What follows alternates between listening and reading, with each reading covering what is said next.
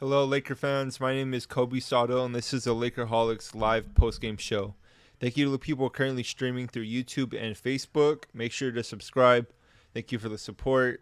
What a night for the Lakers after coming back and losing on Christmas Day pretty badly to the Dallas Mavericks, giving up 51 points in the third quarter. The Lakers won tonight to the Orlando Magic down at Amway Center with the final score of 129 to 110. They're now currently 8-8 at home, 6-12 on the road, with the overall record of 14-20, which is currently 13th in the Western Conference. Still, Lakers are sitting pretty comfortably there. This Magic team came in to this game 13th in the East as well, with a record of 13-21. So pretty even battle between the Lakers and the Magic tonight. But this Magic team over the last 10 games have gone 8-2. So a team that's been pretty hot as of late. They beat the Celtics twice in a row, and the Lakers just seen the Celtics about a week and a half ago, which we know they lost in overtime too. For the Lakers, the last 10 games, they've been 3-7. They struggled in closing out some games, and for all of us that know, Anthony Davis is currently out with the foot injury, so tough there. But tonight, going into tonight's game, for against this Orlando Magic team, you can see off their stats here. Whoops, not sure what happened. There we go. As you guys could see, LeBron tonight, he had a pretty solid game tonight. He had 28 points. There was a good contribution in scoring across the Lakers' whole roster tonight. But LeBron had 28 points, led the team tonight with 31 minutes, which is a great sign to see for the Lakers in terms of minutes for LeBron playing. Not playing over 40 minutes a game, 35 minutes. 31 is a good set minute restriction to be at, or not restriction, but good pace to be on at the end of a game for the Lakers to win against this Orlando Magic team who, again, has a similar record to them. So it's nice to see that from him. He had 4 turnovers tonight, so look for that to be cleaned up a little bit. Patrick Beverley, he actually contributed tonight. He had 14 points off 30 minutes, 2 rebounds, 2 assists. He shot 5 for 11 from the field tonight, 4 for 10 behind the 3-point line. So Pat Bev was actually making his shots today. Who knows? Maybe those lingering hamstring injuries, maybe they've cleared off of him, and maybe this is a healthy version of him. We'll have to see, but it could definitely help put maybe his trade value up, or maybe if he actually ends up hitting some shots, the Lakers could be in better position with floor spacing for sure, because we all know the Lakers have lacked shooting this season. But I mean, from game to game, they've been getting kind of better as the season goes on. We started to see Lonnie Walker start to hit some shots throughout the season. He's shooting a career high behind the 3-point line. We're starting to see Russ make some threes as well. Austin Reeves, he's became quite a good 3-point shooter. Max Christie, we have him coming off the bench and hitting some threes. So we have a bunch of different options this season actually in terms of 3-point shooting. If some of them could actually just start hitting some shots. But you can see here Thomas Bryant, he's had another solid game without Anthony Davis being out. He had 21 points, 10 rebounds off 31 minutes tonight. He had 1 assist. He was +6 in the game. Russell Westbrook, he had a triple-double tonight. He played really well. He had 15 points tonight, 13 rebounds, 13 assists off 29 minutes, shooting 6 for 11 from the field tonight, and shot 1 for 3 behind the 3-point line with 4 turnovers, which all came in the first half. So ultimately, good game for Russ. He was +18 in terms of the plus and minus from for the game. But now we currently have Darvin Ham speaking with the media following the Lakers win to the Orlando Magic, 129 to 110.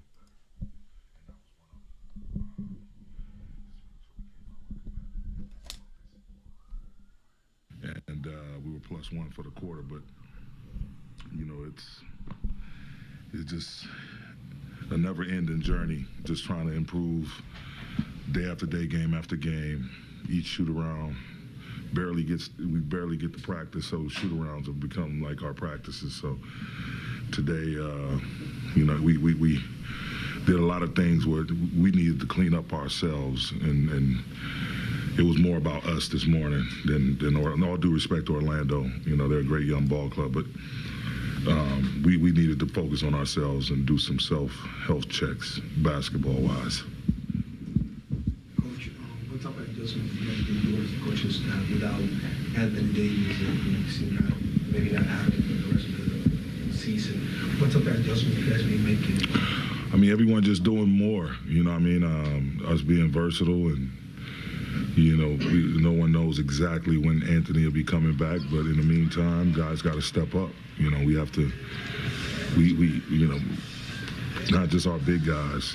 Everyone as a unit, be more locked in, be more cohesive, more competitive. And you're never going to replace a player of that magnitude. But what you can do is just everyone share the load. Like, the ball movement tonight was one of the examples of how you can try to weather that storm. We had 32 assists, 6 different people in double figures.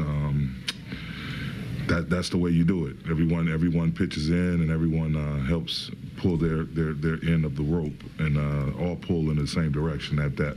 Darvin, you talked about force before the game, and as a way to try to make up for their size. They hit the glass, I think, 6 rebounds in the first quarter. Offensive rebounds, I'm sorry. Won the next 2. I didn't see the fourth quarter stats yet, but what did you think of your team's force, sort of in the eye of their size? I thought it was great. You start with the matchup with Paolo and Pat Bev. It's like just him just being physical and not allowing anything easy, doing his work early, forcing tough catches, being there, forcing them to go into a counter move or an escape move, and all 4 other guys on the court being, in unison, shifted, ready to help out, multiple contests, multiple efforts to close out. That's what we have to be. That has to be our identity. That's what we're striving for. But just playing a physical ball game and getting hits once the shot went up. Like you mentioned, their size, their athleticism is really the challenge is daunting, man. When you see those guys on the court, you really see it where I'm from my vantage point, like how big and athletic these kids are, and it's like we got to get the first hit. Legal hits for sure, but getting the hit and multiple guys going in to get and attacking the glass defensively to get those boards and holding the one possession. Laker.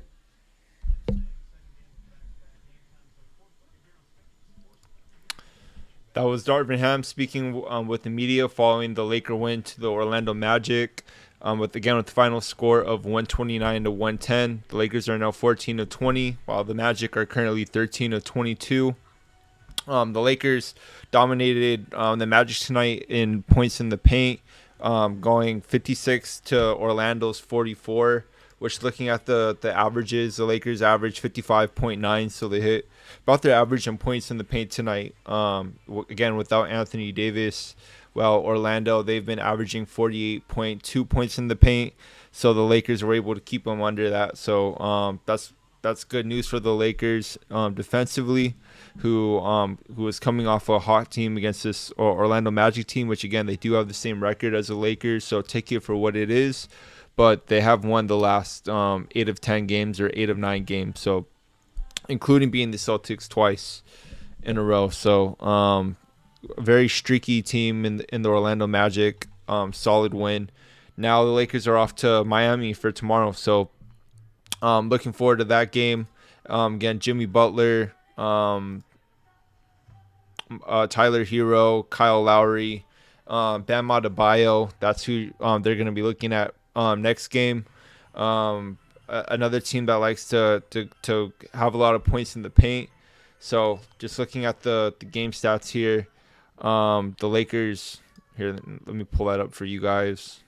Internet browser. You could see Miami scores 45.5 points in the paint, while the Lakers scored 55.9. So Another game where the Lakers should be able to have control over points in the paint, and that's going to be a lot of LeBron driving, kicking out threes. So with Miami being a better defensive team, knowing that the culture with Pat Riley and Spoelstra, they're gonna want to focus on defense. So the Lakers need to do a good job in making sure that they're ready behind the perimeter, ready to knock down some 3-pointers, like they did tonight.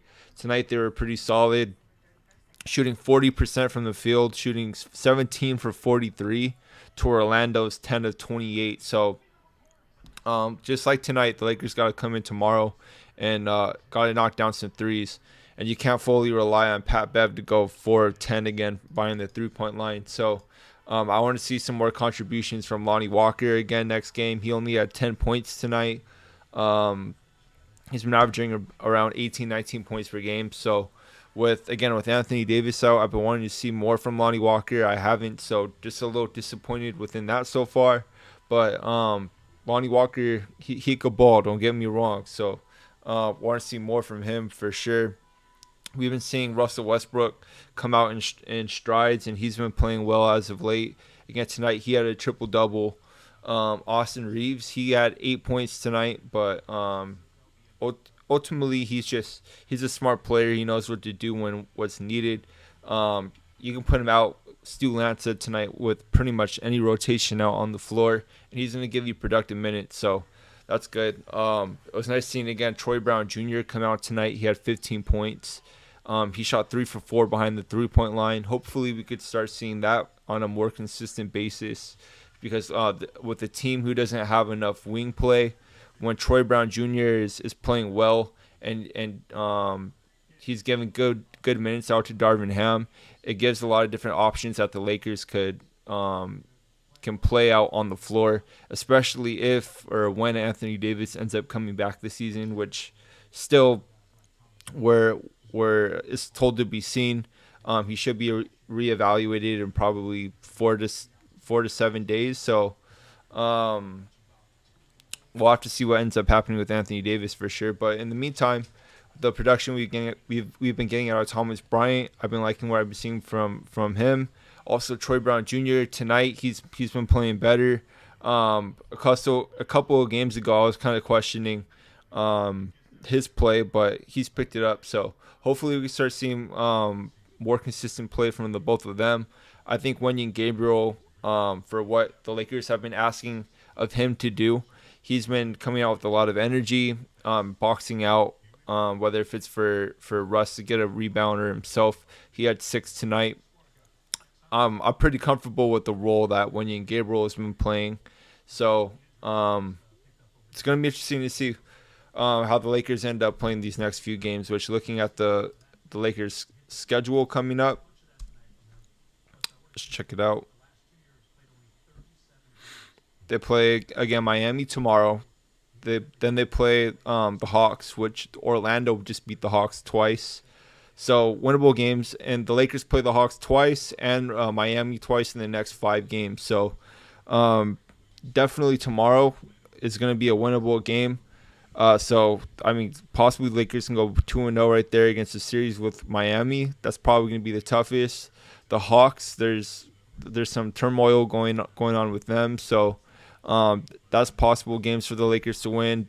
I was going to say that against the Hornets that should be an easy win, but they just lost last game to the Hornets. So hopefully they should be winning that game against the Hornets, but we'll have to see. So with the Lakers currently 5 games under 500 right now, or is it 5 games? 6 games under 500. Sorry, the Lakers are in desperate needs of wins. They can't have any more moral victories for this roster. So,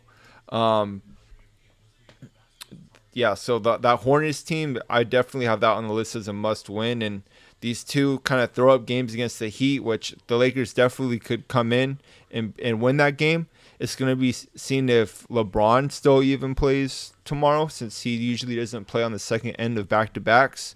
So with a team who possibly doesn't have LeBron or Anthony Davis, with Austin Reeves. He's back. So last game when LeBron didn't play on the second end of the back-to-back, the Lakers lost, but they didn't have Reeves. They didn't have Russ. Russ seems to have played well today. So if he plays tomorrow, maybe maybe we can see how Russ ends up playing with this team. And him with Gwenny and Gabriel, I've been liking the lineups I've been seeing with that. I also liked a couple of plays I saw today with Russ and LeBron in the pick and roll, with Russ actually having the ball and playing off of LeBron. I feel like that's also helped create a lot of space. I want to see the Lakers do some more of that as well. I feel like I saw it a couple of times to start off the game, and I liked what I saw, but they never really went back with it. So I think that would be nice to see for the Lakers to end up doing some more of. But yeah, looking again for the next game against Miami, just looking at the team comparisons here, you can see that Miami is currently 27th in pace. The Lakers are currently second. So the Lakers definitely like to run up and down more than Miami does. Field goal percentage, the Lakers are currently tied for 9th in the NBA at 47.8, while Miami is currently 26th in the league at 45.2. Again, this Miami team is 17-17, just at 500, currently the 9th seed in the Eastern Conference. So, both teams that were in the finals back in 2020 to now both be outside of playoff contention, and with Miami just inside of the play-in tournament. Definitely a different look for the Lakers and the Heat, even though the Heat have a lot of the same players on their roster that they had when the Lakers faced them back in 2020. You could see their leading scorers right now is Butler. They have Adebayo as the highest rebounder right now. They have Kyle Lowry. That was a new addition that Miami didn't have then. Lowry hasn't really been playing up to the standards that Miami was hoping for when he ended up coming to the team. They're currently 7th, in defensive rebounding, or not defensive rating. Sorry, not rebounding. So, like what I talked about earlier with the Heat's culture, they're usually known by their defense. So, of course, they're a top 10 team. So the Lakers need to do a good job of being ready to shoot the three, because ultimately teams are gonna just give the Lakers three-point shooting, pretty much just daring them to shoot. And on games where they're making it looks good, but on games where they're not, the Lakers look really bad. And more oftentimes than not, the Lakers aren't making those shots. So it's just kind of hard to have any type of consistency or know what really this team is gonna be until Anthony Davis really comes back. So that also ties in to Rob Pelinka. If they may wait it out. They may say, hey, AD was playing arguably the best basketball before he got hurt, and that's why we were looking to make a trade. And now, since he's hurt, they're not winning as much. Again, they're currently 6 games below 500 right now. Maybe they end up putting the season and say, hey, it's a little too late. And that's what, over the weekend, I've seen a lot of Laker fans have been upset about. I've been throwing shade at Rob Pelinka and Jeannie Buss,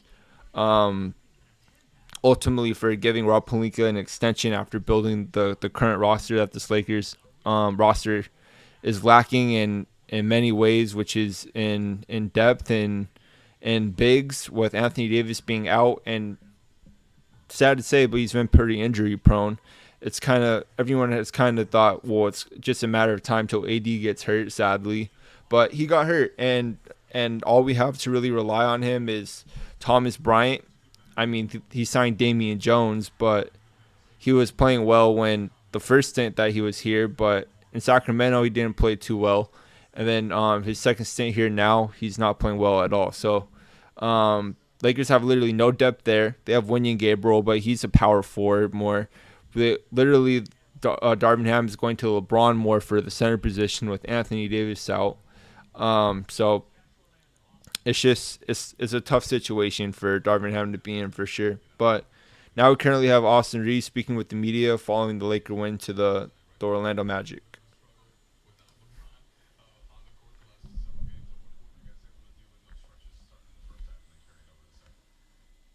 Everybody, everybody who pitched in. Troy played really well. I think he was 6 or 7 from the field. 3 for 4 from 3, 2 for 3. I don't know. But he played really well. 15. Yeah, 3 threes, yeah. Yeah, I'm sure his plus minus was high. And everybody else just stepped up. When Brian comes out to take a breather, he's been playing for 20 years. We got to give him the opportunity to, take a seat. And we can't, take a step back when he's out of the game. We got to figure out how to, keep going forward. One place you're able to do that was on the backboard, and we know this is a big Orlando team. What does that take as a collective to battle in that sense? Just effort. It was a big emphasis going in was not letting them get on the glass. They crash, really hard, and like you said, they're a very athletic team, and they start. I think almost everybody over 6'5". So. They're active on the offensive and defensive glass, so that was the main emphasis. Like I said, just competing, seeing an opportunity to go on the offensive glass and go. TV was really good. It was just energy and effort. Tonight was your 11th charge drawn, which has you, I think, tied for 4th in the league with Jalen Brunson, and Beverly's one behind you with 10. How much? I'm ahead of Pat. Yeah, you're ahead of Pat now by 1. He knows that. Yeah, you're ahead of Pat by 1. And then you also 11. Well, that's what officially on the hustle stats. All right, I'll have them look that up. Well, they probably don't count the push-offs, or you don't take a charge. Right. Yeah, exactly. It's just for the actual charge, like on the way to the basket drawing, and then because of course you the push-offs. Those two, yeah. Yeah. Well, you also got hit in the face again, which seems to be. Right. Yeah. So is that how much of that is anticipation? If you didn't hear that, LeBron asking for a helmet for you. How much is anticipation? Just kind of hanging tough. How do you approach that? I'm just starting to think people don't like me too much. They just want to get a shot off. Nah, I'm kidding. I mean, I just compete. Troy also gets hit in the face a lot. I thought he took the crown from me until the last couple games, but if we get a foul, offensive foul on them, I'll take it. It's toughness to hang in there. That's what I'm saying. I'm giving it to you. Yeah, toughness. Sure. I appreciate it. There you go. All right. Appreciate it, Austin. Yeah, appreciate you.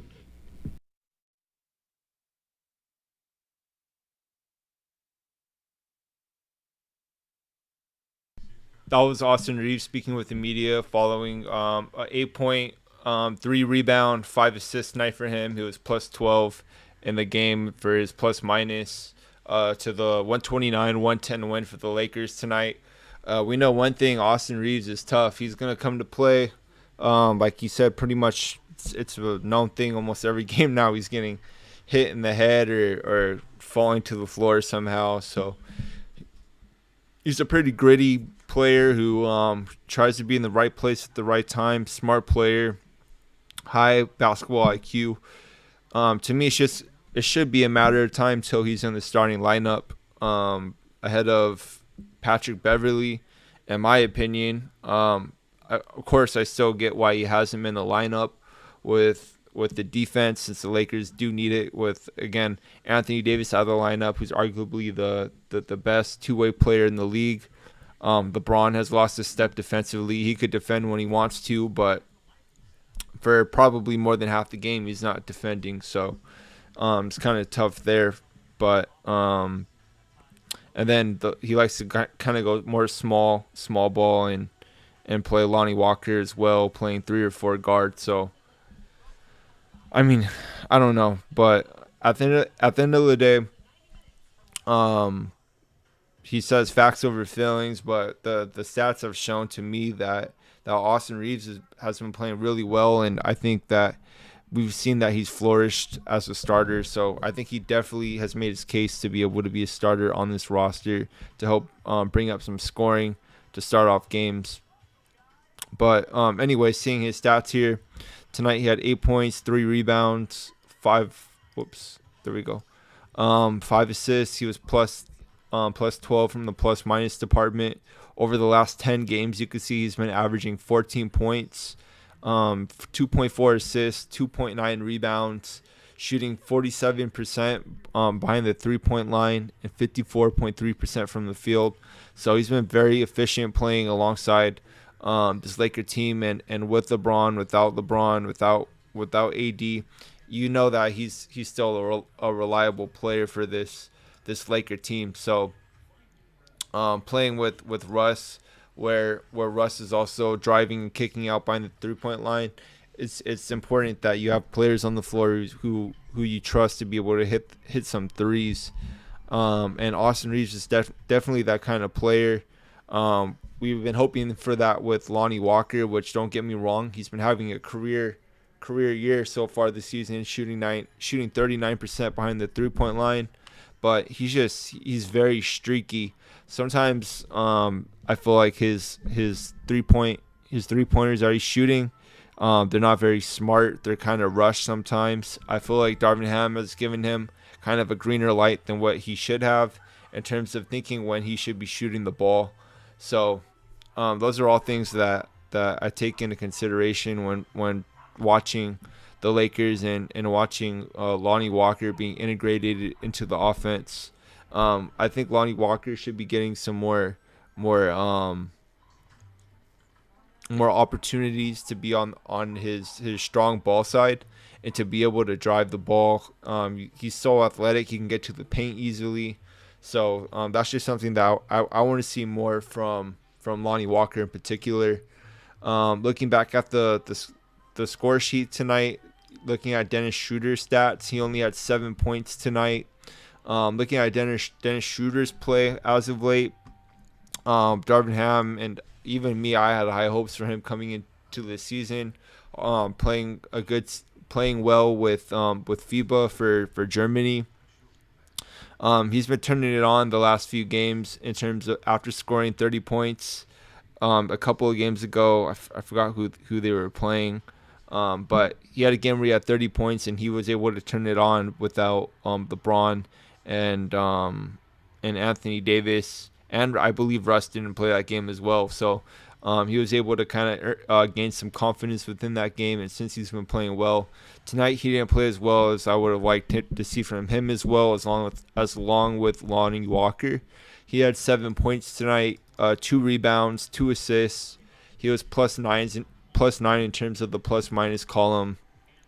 But you can see within the last 10 games, he's been averaging 12 points, 2.6 rebounds, 3.9 assists, shooting 45% from the field and 37% behind the 3-point line. So that's the type of production that I want to see more from Dennis Schroeder for sure. But now we currently have Russ speaking with the media following the Laker win.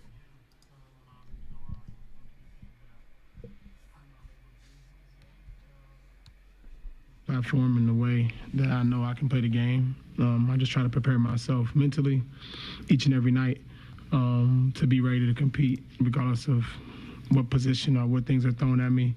I know with the faith and the belief that I can do anything. I never worry, never waver, try to stay consistent in my craft and find ways to be able to impact winning. When you hear the name Detlef Schrempf, anything come to mind from his career? Anything come to mind? No, other than he played for the Sonics. That's about it. Russ, I don't have nothing. We'll do some YouTube search after. Russ, Maybe. I'm not on YouTube, but I'll try. You've talked before about how much you want to see your teammates succeed. 17 threes tonight, a lot of them on the end of your assists. How good did it feel for this team, do you think, in the locker room to see the floodgates open with the 3-point shooting? It's great, man. Like I've said before, I embrace and enjoy seeing guys put the work in and seeing it come to life. When you see guys working, shooting, working on their game, and then have an opportunity to be able to see it come to life in the game is amazing. It's contagious, as you can see tonight, and it was good to see that, for a lot of those guys. Russell, knowing that this was coming off the bench was a big adjustment for you in terms of routine. I mean, it hadn't been something you had done since your first month or so in the NBA. 30. I think tonight is your 31st game doing it. Yeah. Have you adjusted fully to this yet? Is this like to this role? Does it feel comfortable? I'm a hooper. I can do anything anytime, anywhere, whatever is asking me is what I'll do, and I'll continue doing that until further notice. When we see you guys kind of line up against the starting five and that Orlando put out there, I mean, 7'2", 6'10", 6'9", like pretty much across the board. How did you guys combat that size as a group tonight, and what did you see from kind of the force that you guys played with against them? I think speed. We did a good job of rebounding and getting out on the break, using our speed, athleticism. Even though they're big, we were able to attack them a little more and get in the paint and make plays for others. So I think it was beneficial for us. Last two questions. Ross, how do you compare the game against Dallas? I think you guys started really, really well, but then didn't finish strong enough. And then this team, Orlando, has won 8 games out of the 10. What was the difference between those 2 games, and what can you tell us about it? I think a third quarter. Third quarter was big. We kind of weathered the storm. They made a run, but we weathered the storm, played the right way. And I think that was the difference tonight.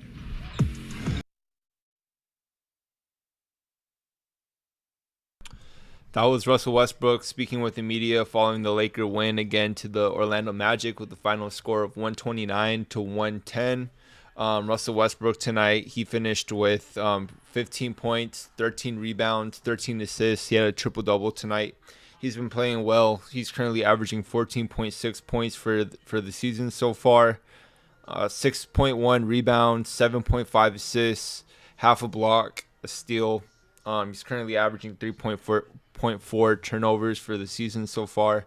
So about Russ things coming off the bench this season, who's been figuring things out for the Lakers and actually is playing a pretty good role with this Laker team right now, to where to start off the season, the Lakers were looking to trade him, and now with the trade deadline coming, the Lakers are pretty hesitant to end up trading Russ. So for a story aspect, it's great news for Russell Westbrook, just in terms of his career on turning things around from being a player who was going game from game, from almost being sent home and out of the league, to still being on this Laker roster and the front office being hesitant on trading this player. So with the way Russ has been playing, want to see that more consistently from him.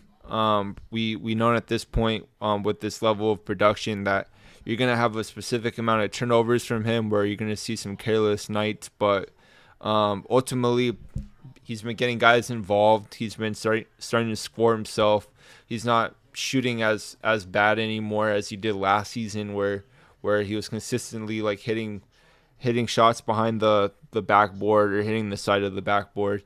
So with him being more efficient in that regard and getting guys involved now, you're starting to see a better fit with him and LeBron playing. Like I mentioned earlier, I like some of the pick and roll action that I saw between the two there.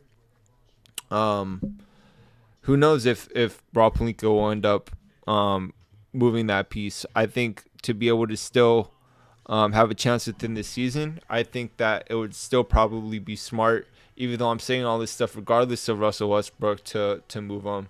Because ultimately, with $47 million that he's getting paid this season, the Lakers don't really need a third star. They need more depth around Anthony Davis and LeBron for when Anthony Davis actually comes back.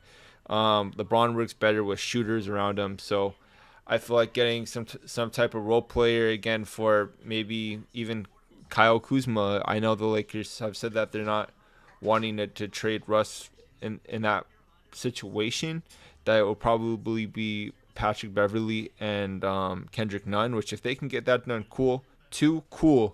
But I would still even give them Russ for him. I would still even probably do the McDermott and Poeltl trade with the Spurs. You get a 3-point shooter and you get a decent big who can end up playing off the bench and he can know his role, not like kind of have to compete with Anthony Davis in terms of jealousy, in terms of like maybe points, things of that aspect. So those are things that are still on the table for the Lakers, and I don't know if the Lakers are going to end up really doing anything. It's still, the end of December. the Lakers have till February to be able to make a trade, and the trade market has been pretty quiet so far this season up to this point. So it takes two people to be able to make a trade. So I'm sure with other teams and wanting to wait things out. I know the Lakers have been wanting to have some type of patience and hoping that maybe even like things like Chicago can happen with other teams. We've been hearing rambles about Trae Young possibly wanting out of Atlanta. Those are things that can happen to any team, and we don't know who it is until it becomes the middle of the season. So I know the Lakers are looking for maybe like a Hail Mary, thinking in terms of there, but I think that's dangerous. I think that's what the Lakers have been counting on the last couple of years. And with LeBron's not getting any younger, he's technically towards the end of his still long prime.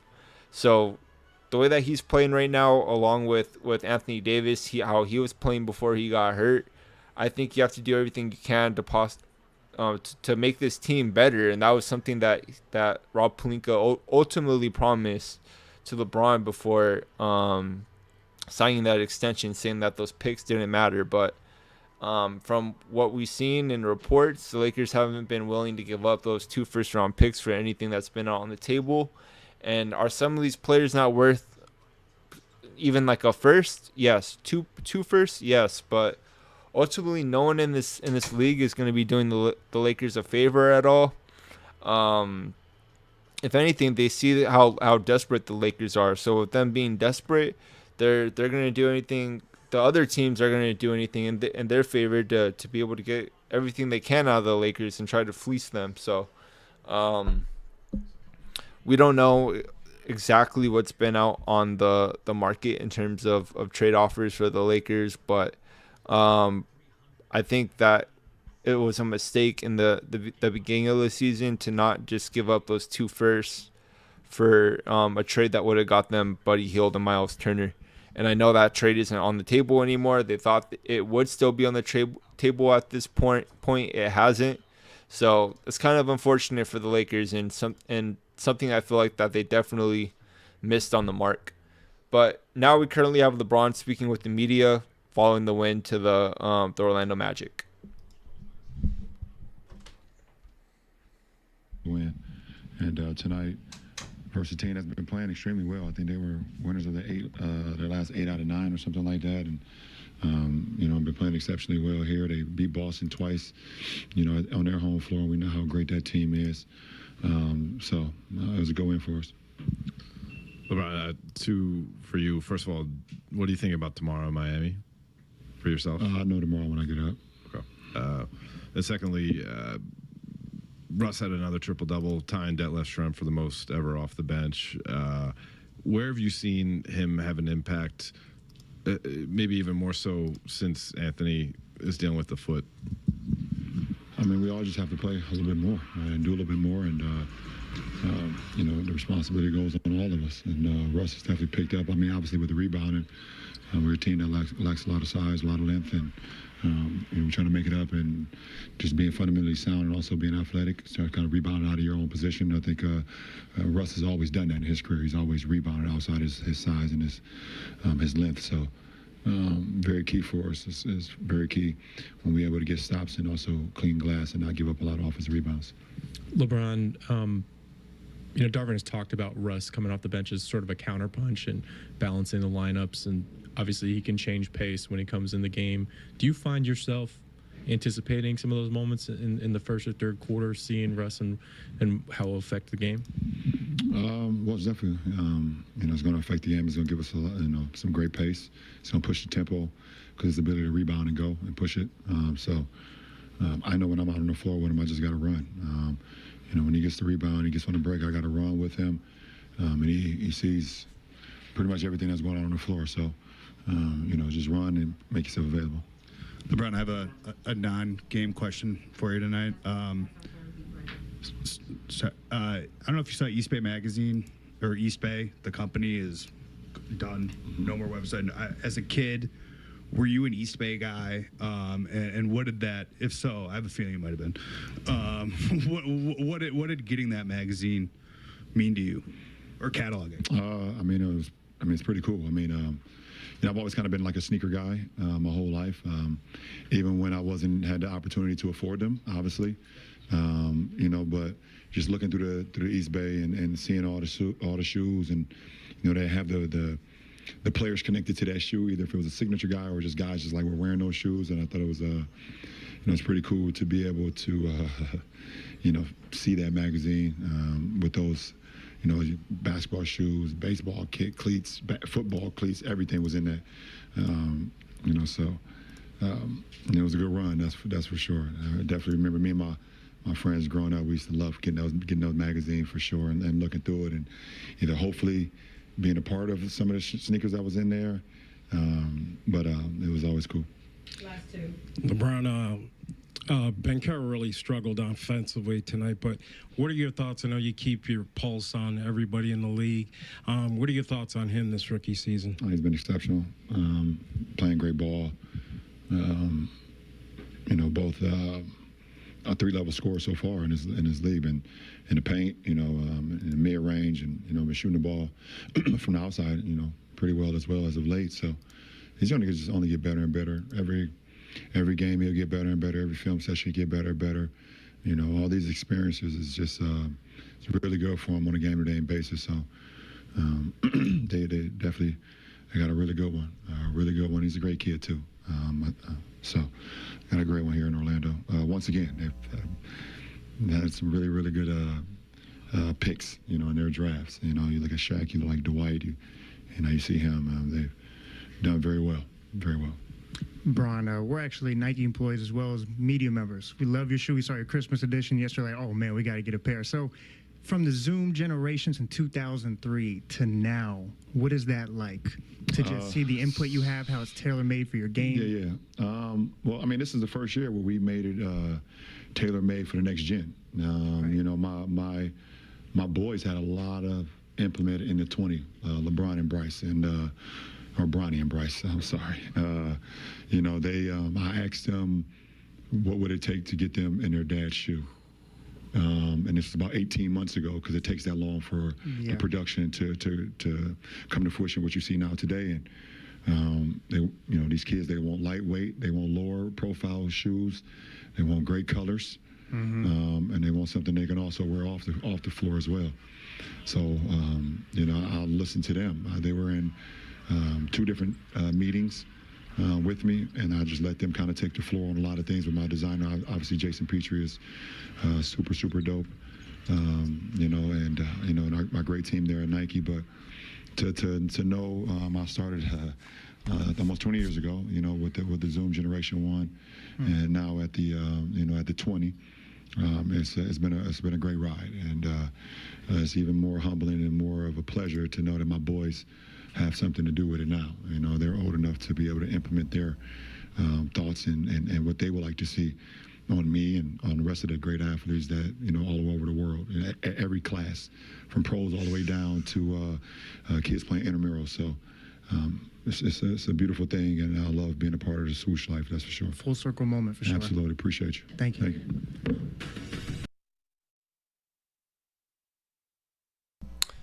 That was LeBron speaking after the win to the Magic, just talking about his contract with Nike, and with the Nike 20s being out, with him having the Zoom 1s, and